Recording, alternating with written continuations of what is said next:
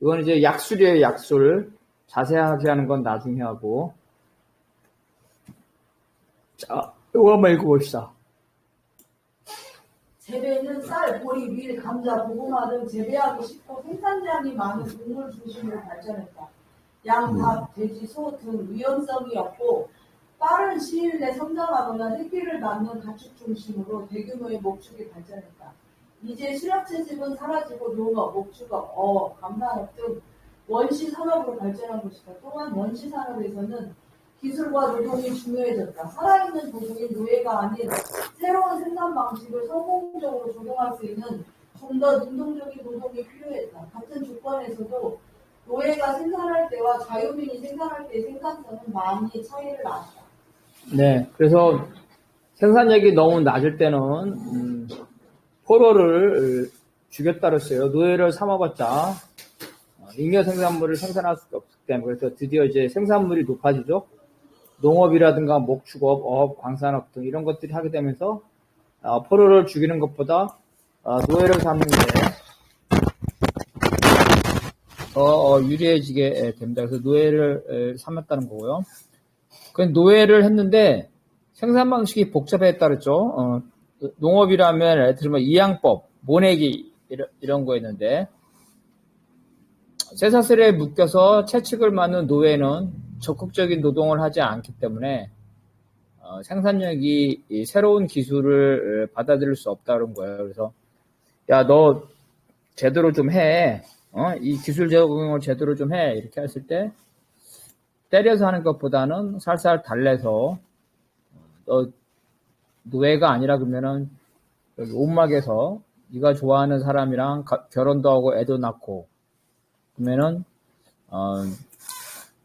불량률이죠. 이러한 기술을 제대로 하면은 너를 노예가 아닌 좀 더 자유롭게 해주겠다 이렇게 한 거라서 매를 맞으면서 하는 노예와 자유농민이죠. 농노죠. 농노가 했을 때 생산량을 비교해 보니까 바로 이제 노예보다는 농노가 했을 때 생산량이 더 많다. 왜냐하면 기술을 적용할 수가 있는 거죠. 광산이다 그러면은 뭐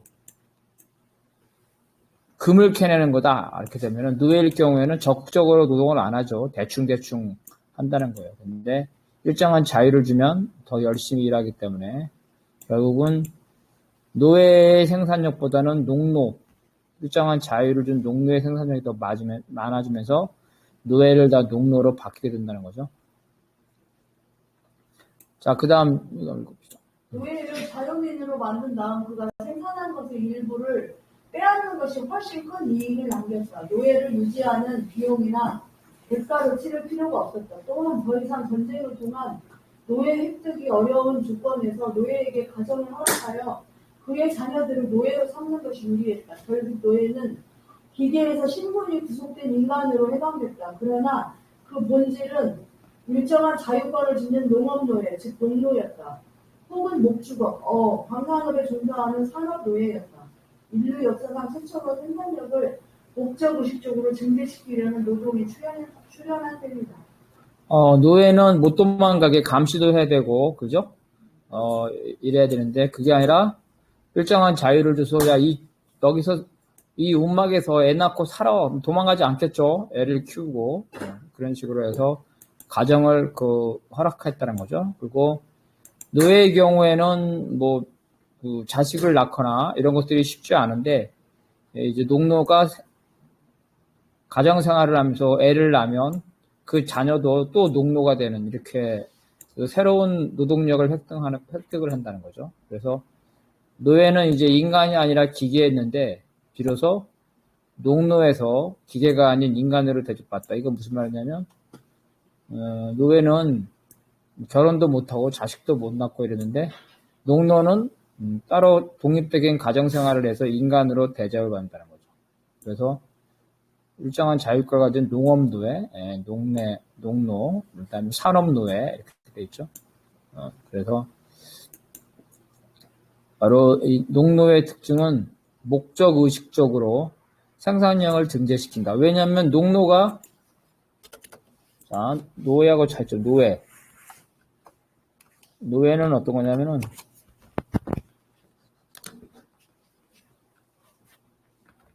생산한 것 중, 그죠? 최소 생존에 필요한 것을 제외하고 모두 빼앗기죠. 모두 박탈당. 노예가 생산하는 건 주인이 다 가져간다는 얘기예요. 그래서 굶어 죽지 않을 만큼 준다는 거예요. 그렇지만 농노는 어떻게 되냐면은 반대예요. 농노는 생산한 것 중에서 그죠? 약속한 만큼만 영주에게 주죠. 영주에게 준다. 나머지는 자기가 소비하고 심지어 저축도 할 수가 있어. 그래서 이 말기 때, 봉건제 말기 때는 바로 이 농노들 중에 저축을 해서 자기 농노의 신분을 돈으로 사는 사람이 있어요.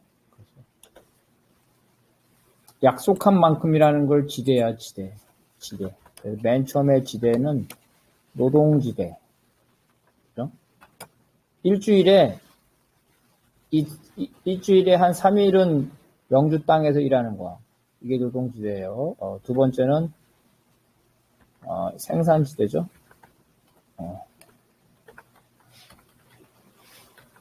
상품지대. 이거는 야, 너 1년에 쌀 5가마니만 나한테 갖다 바쳐. 나머지 네가 알아서 해. 그리고 맨 나중에는 화폐지대. 너 1년에 은 2냥만 나한테 갖다 바쳐. 나머지 네가 알아서 해. 이렇게 되는 거죠. 그래서 이게 지대가 돼가지고 마지막 봉건 말기 때는 농노 중에 일부는 잉여 생산물을 축적할 수 있는 그런 농노도 생기가 된다는 거예요. 자, 그 다음 농업과 목축이 경제 생활의 기본이 되면서 재산의 중심이 과거의 노예에서 토지로 이동했다. 권력은 토지와 그 토지에 부속된 농노를 지배하는 것을 의미했다. 잉여 생산물은 지대로 전환됐으나 이러한 생산물 지대는 점차 화폐 지대로 전환됐다. 그래서 생산력과 생산 수단을 한번 보게 되면 노예제에서의 생산력은 사람이죠. 사람의 노동력. 이거죠. 사람의 노동력. 근데 농노조에서는 땅이 중요해요. 땅. 농토의 비옥도. 물론 농노도 있죠. 농노의 노동력.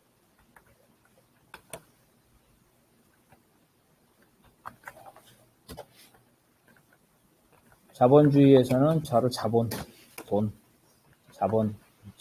그죠? 자본을 가지고 공장 같은 거 만들 수가 있죠. 시설, 여러 것들 할 수가 있다. 이렇게 해서 점자 그 부를 만들어내는 근거가 사람의 노동력, 노예에서 땅이 중요해지고 그 다음에 자본이 중요해지고 이랬다는 거죠. 그 다음에 요거 한번 읽어봅시다. 도왕, 왕, 영주, 기사가 등장하는 유럽의 중매 국가와 왕과 신하 있었던 명청. 그러나 고려나 조선의 중매 국가는 어떻게 달라요? 그래서 유럽의 봉건제를 보면은 첫 번째는 형식적인 왕이야. 형식적인 왕. 그 다음에 이 왕으로부터, 그죠? 신하죠? 신하인데 영주. 귀족이죠, 귀족. 대토지죠, 대토지. 그 다음에 이제 기사들이 있겠죠? 기사, 소토지.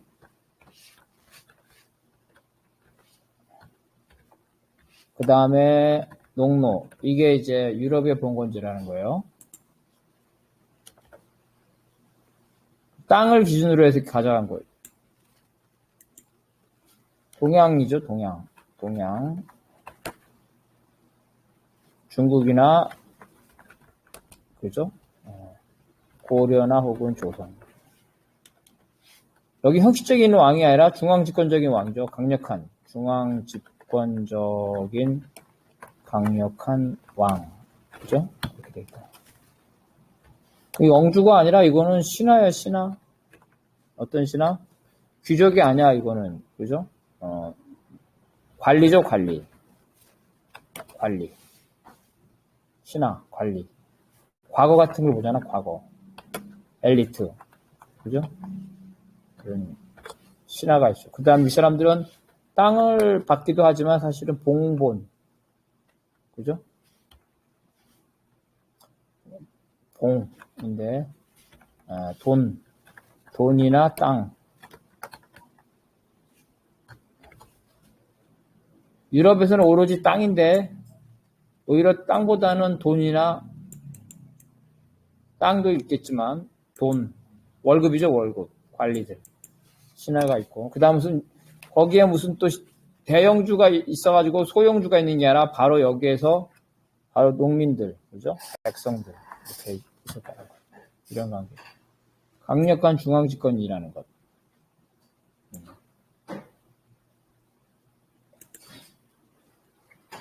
그래서 이런 게 바로 아시아적 생산 양식이라 했어. 아시아적 생산 양식. 아시아적 생산 양식. 차이가 있겠어.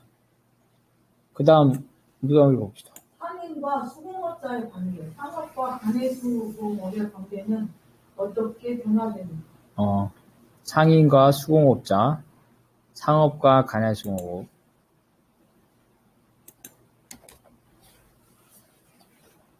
자, 상인. 상인에 보면 가장 조그만 상인이 뭐가 있겠어? 그냥 동네 상인이 있었겠죠? 동네 상인. 그죠? 그 다음에 나라 안에 국내 상인도 있었겠죠? 그 다음에 그죠? 국제 무역을 하는 상인. 중세 봉건 때 다 있었다는 거야. 그죠? 우리는 조선과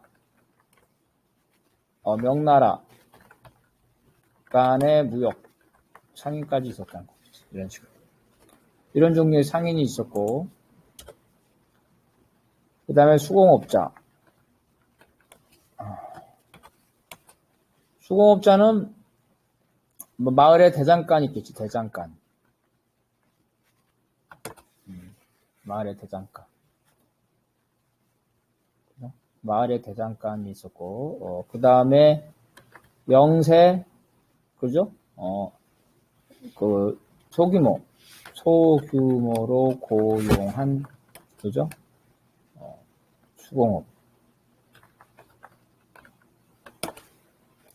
상인하고 달리 수공업자는 아무리 커봤자 몇 명이겠죠. 고려나 조선시대 때 뭐 수공업자를 몇백 명 고용한 사람은 없겠죠. 그죠? 그래서 이런 상인과 이런 수공업자 관계가 어떻게 됐냐 이거지. 그래서 첫 번째는 일반적으로 보면은 상인이 수공업자를 지배한다. 상인이 수공업자를 지배한단 말이야. 그 뭐냐면은 아까 봐봐요. 상인은 이렇게 동네 상인도 있지만은 국내 상인도 있고 국제 상인도 있잖아요. 그죠? 그래서 상인이 수공업자를 지배해. 그래서 상인이 돈을 대주고, 그죠? 상인이 돈을 대주고,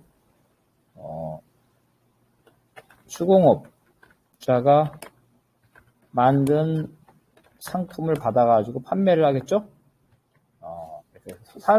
상인이 돈을 대준다. 그래서 이거를 선대라고 그래, 선대. 대출해준다는 거야. 먼저 돈을 대준다. 알겠죠?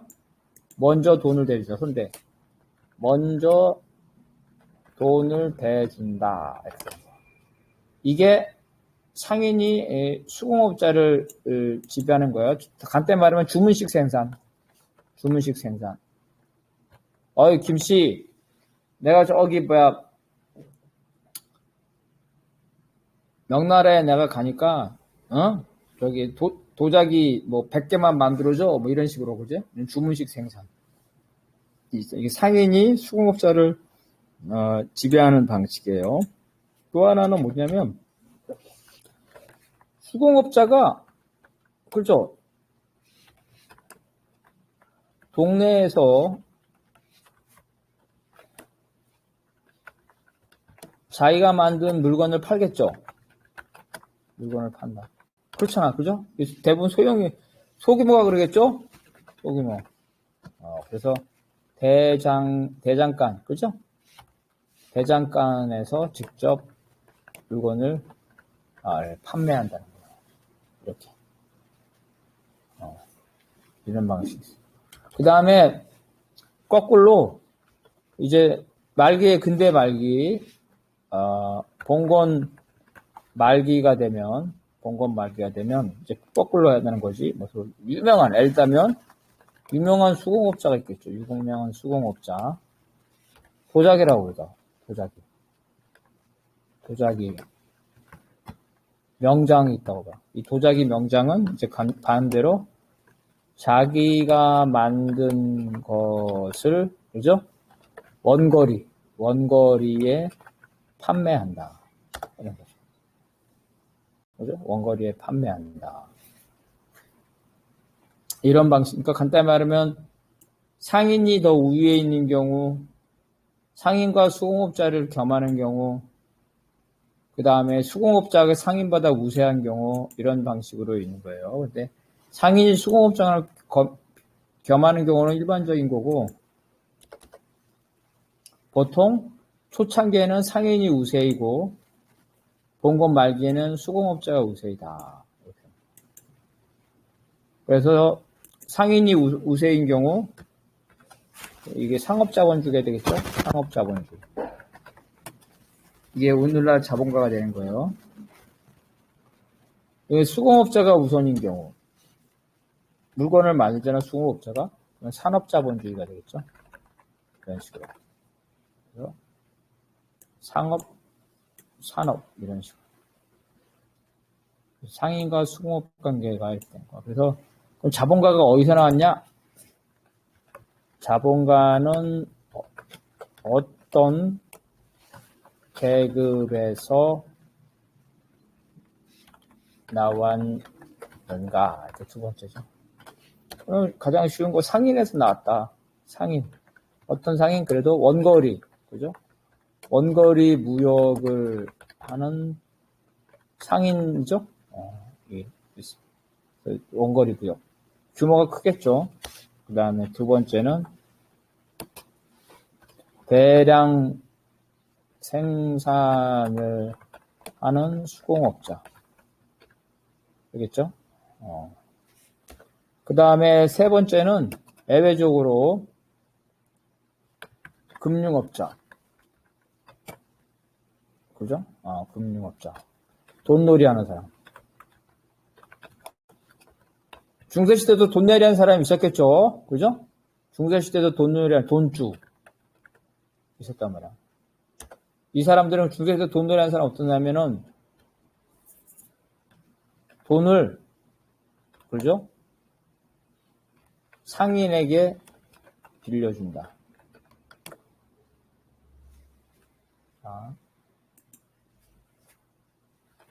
돈주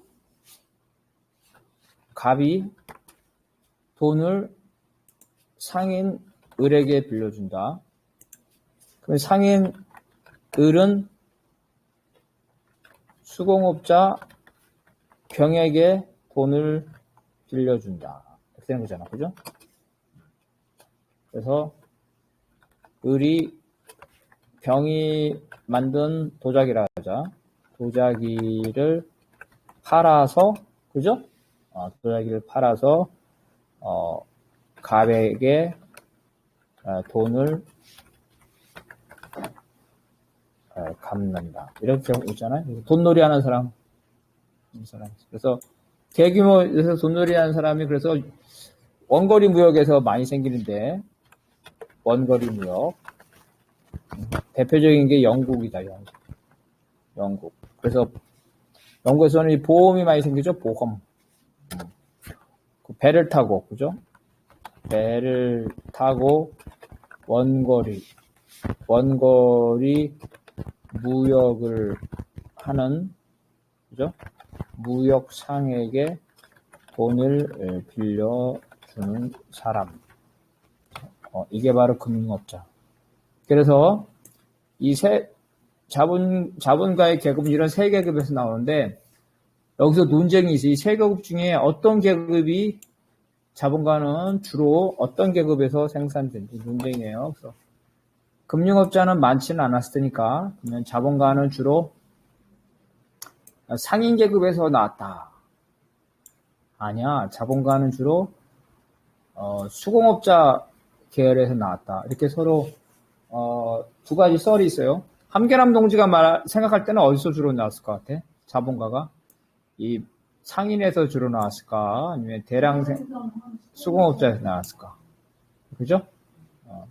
각자 이 생각하는 바가 있을 거예요. 그래서 뭐 특별하게 어떤 게 더 우선적이다 이렇게 딱 정해져 있지는 않아요. 서로 논쟁이 되고 있다. 사람마다 지역마다 다를 수가 있겠죠. 그죠? 이 상인에서 주로 나온 건 어디냐면 상업도시. 그죠? 상업도시. 베네치아. 이런 데야.